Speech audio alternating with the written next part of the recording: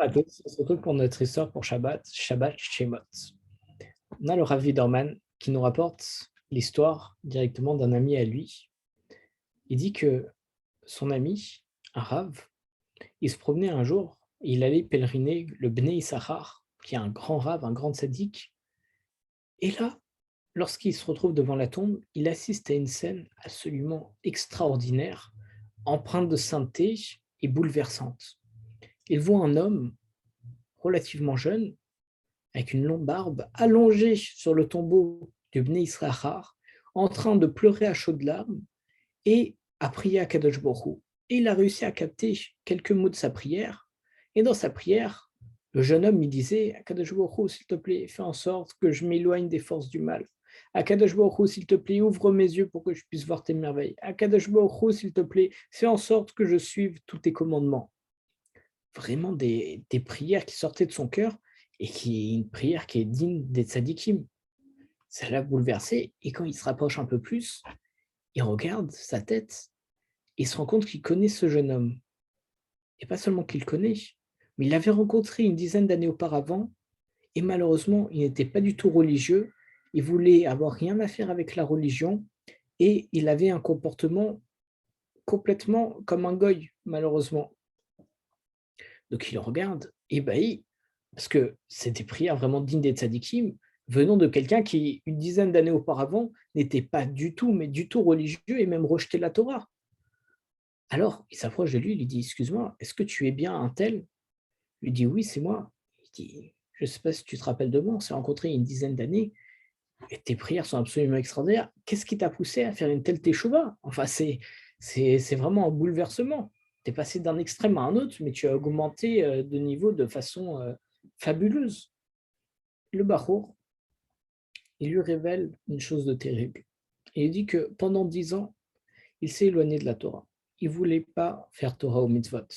Et un jour, alors qu'il parlait avec un ami, son ami lui a révélé par accident que ses parents, durant les 10 ans où il n'était pas religieux, il était parti de la maison, ils n'avaient jamais fermé la porte de la maison à clé. Pourquoi? Dans l'espoir que leur fils allait revenir et que s'il revient un soir, il pourrait directement ouvrir la porte et pas se heurter à une porte close qui pourrait le décourager. Donc on voit que ses parents, ça les a tellement attristés, c'était tellement douloureux pour eux de voir leur fils partir de la maison, leur fils qui n'est pas du tout religieux et qui veut rien avoir à voir avec la religion ni avec ses parents maintenant, a tellement fait du mal. Ils étaient même prêts à ne jamais fermer la porte, juste pour que si son fils voulait rentrer à la maison, pour quoi que ce soit, il pouvait rentrer immédiatement. Et en voyant cet espoir qui les animait et leur bouleversement, tout de suite, ça lui a fait quelque chose en lui et il a commencé à étudier Torah mitzvot jusqu'à arriver à ce niveau-là de faire ses prières extraordinaires.